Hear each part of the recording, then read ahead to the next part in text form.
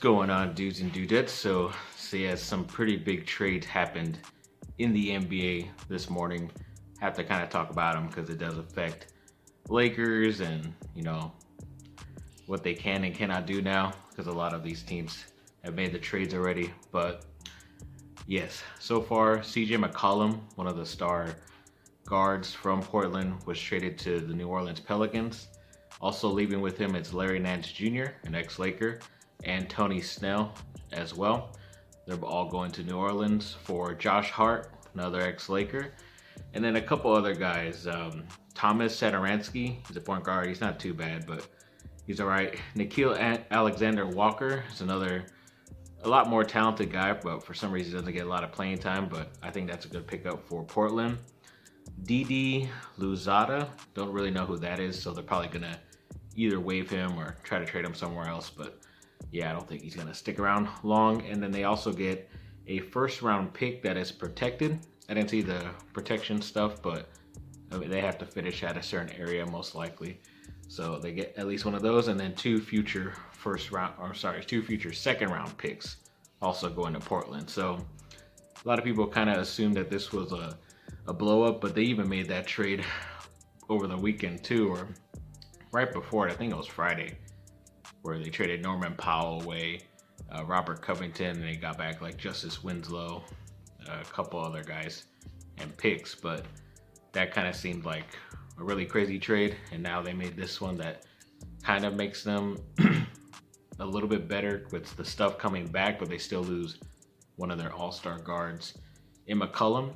Still don't have any word if Damian Lillard is going to return, but we'll see how that goes. Should be very interesting. All these teams that are making trades right now are definitely affecting the Western Conference, and we can see how that goes, because there was another big trade, as I mentioned, with Indiana and Sacramento.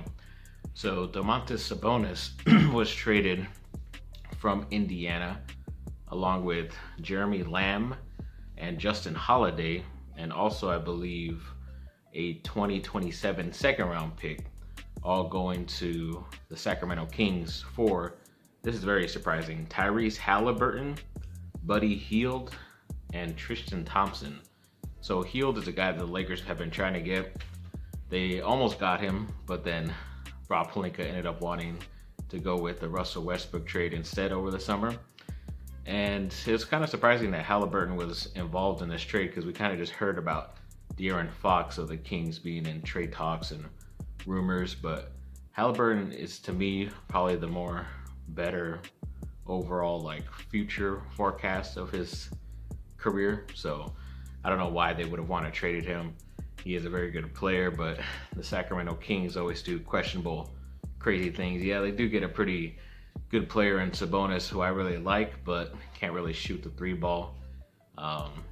And then you have De'Aaron Fox still there with Harrison Barnes, who also might get traded as well. So I don't know what the Kings are really doing, but overall it's probably going to help out the Lakers anyways, because they were trying to get into like the final four spots to try to get into the playoff. But you know, it's just crazy, because even Indiana had made that trade the other day too, where they traded one of their better players, Karis LeVert, to Cleveland for like Ricky Rubio, who's not playing, but you still have his contract that you could just get off your books, and I'm pretty sure he's going to sign elsewhere. And then you also got like a protected first round pick and two future second round picks as well. So Indiana is making some moves. I think they got the better player in Haliburton in that trade with Sabonis. It should be interesting to see what they do, because they got Malcolm Brogdon there as well, so two guards.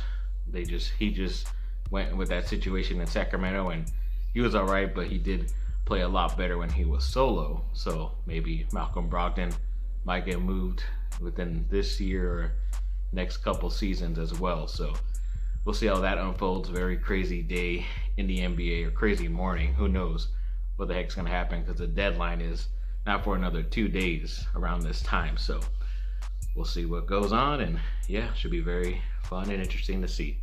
Let's go.